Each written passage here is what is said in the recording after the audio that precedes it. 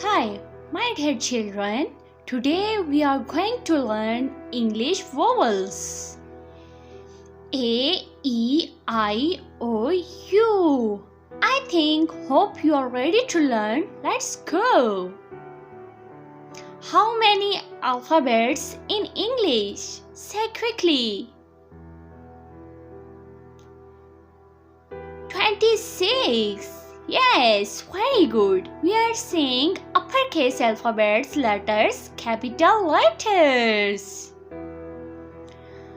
And now you are seeing 26 lowercase alphabets, that is small letters. Do you know? There are 5 special letters in English alphabet. What is that? Vowels. They are A, E, I, O, U. A, E, I, O, U.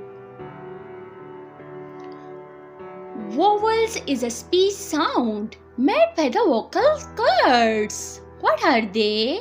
A, E, I, O, U. aeiou.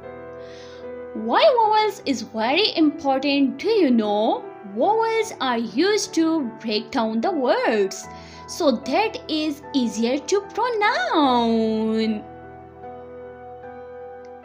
Hey children, hope you learned vowels very clearly.